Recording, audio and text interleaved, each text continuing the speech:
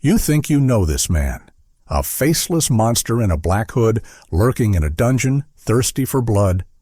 But almost everything you've seen in the movies is a lie.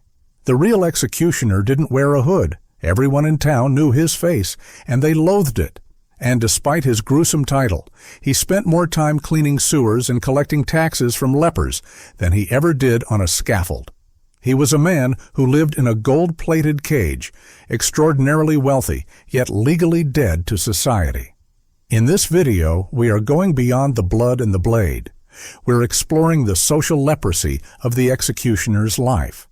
We'll see how his touch could ruin a person's reputation forever, how his children were doomed from the moment they were born, and the terrifying final exam an apprentice had to pass to earn his sword. This isn't just a day in his life. It's the story of a dynasty of death. And stay tuned, because we'll reveal how these men eventually tried to buy back their souls from the very society that forced them to be monsters. It's 5 a.m. Our executioner, France, wakes up in a house that screams success. It's large, well-built, and filled with fine furniture. But look at where it's located, right next to the city walls or beside the tanneries. He is the master of justice, but he is also infamous, a legal status that means he has no honor. As France walks into town, notice the physical reaction of the crowd. This isn't just dislike, it's a superstitious terror. In the Middle Ages, people believed infamy was contagious. If France touches your shoulder, you're now unclean. You can't testify in court, you can't join a guild, and your neighbors will treat you like a leper. Watch him at the market. He cannot pick up an apple to see if it's bruised. He carries a small wooden stick to point at what he wants. If his bare skin touches a loaf of bread, he is legally obligated to buy the entire stock because no decent person will touch it again.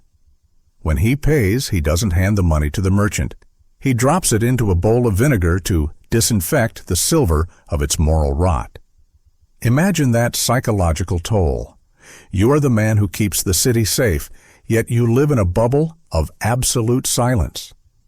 Even in the tavern, France has his own cup, his own plate, and a corner table that no one else will sit at for 100 years.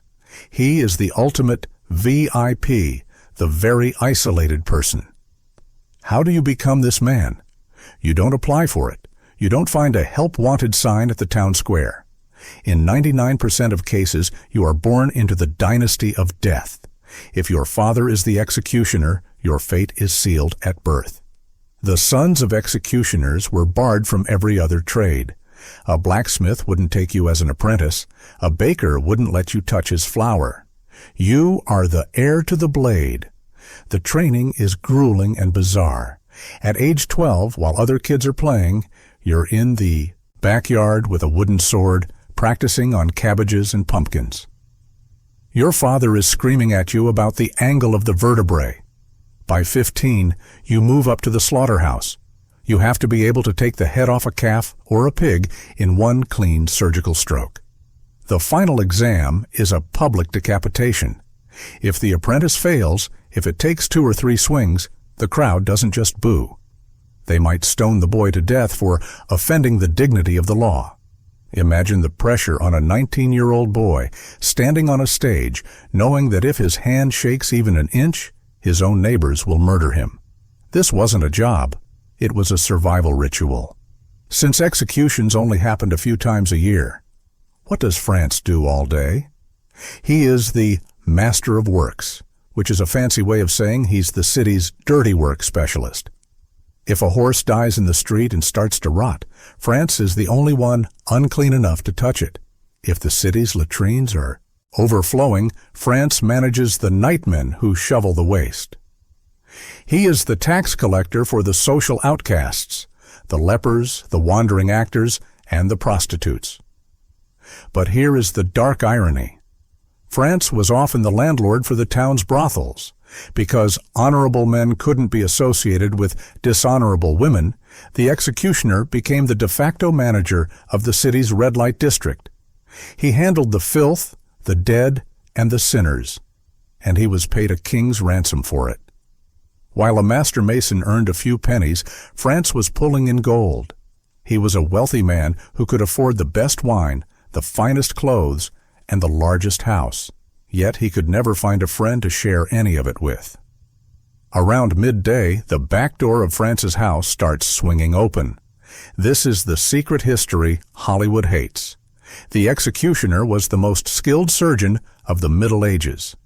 While university doctors were busy bleeding people with leeches, France was actually working with the human machine. He knew how bones socketed into joints because he had to dislocate them on the rack. He knew where the arteries were because he had to avoid them or find them. If you had a compound fracture or a deep wound, you didn't go to the priest. You went to the executioner. He was a master of mechanical anatomy.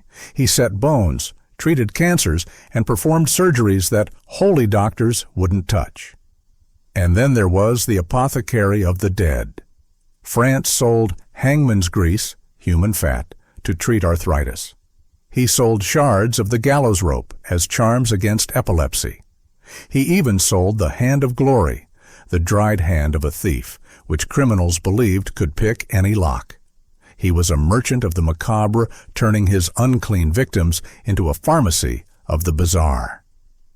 It's time. The bells are tolling. The town square is a sea of faces. Thousands of people who have come to watch the theater of justice. France steps onto the scaffold. He is dressed like a nobleman in silk and fur. He approaches the condemned prisoner, bows, and asks for forgiveness. This isn't just politeness, it's a legal necessity. He is saying, I am not killing you, the law is killing you. I am merely the hand. The tension is unbearable.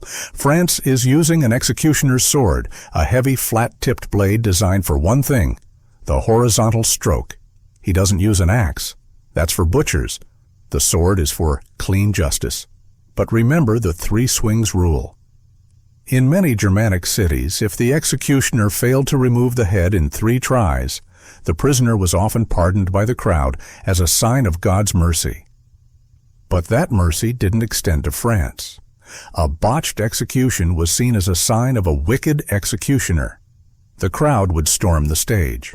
There are records of executioners being lynched, stoned, or even beheaded with their own swords because they failed the ritual. Every swing of the sword was a gamble with his own life. As the sun sets, France cleans his blade and heads home. But who is waiting for him? An executioner couldn't marry a baker's daughter or a merchant's niece. He could only marry the daughter of another executioner. This created a secret, closed-off society, a shadow kingdom of executioner families.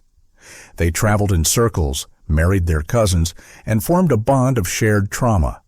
His daughter would grow up knowing she could only ever be an executioner's wife. His son would grow up with the weight of the sword already on his shoulders. They were a dynasty of the damned. But there is a final act of hope.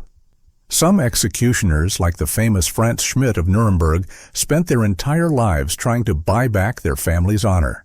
They would keep meticulous diaries of every person they executed, trying to prove they were pious servants of the law, not monsters. In his final years, Schmidt petitioned the emperor himself, used his vast wealth and his decades of service to ask for a letter of honor.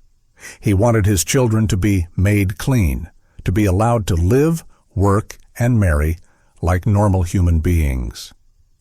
The executioner was the man who took the sins of the city onto his own back. He did the dirty work so the rest of society could pretend to be holy. He was the surgeon, the janitor, the landlord, and the killer. So before you judge the man in the red robe, ask yourself, in a world of mud and chaos, could you handle being the only person with the courage to hold the blade? Could you live a life where no one would ever shake your hand? Let me know in the comments. Would you take the blood silver, or would you choose to stay clean and starve?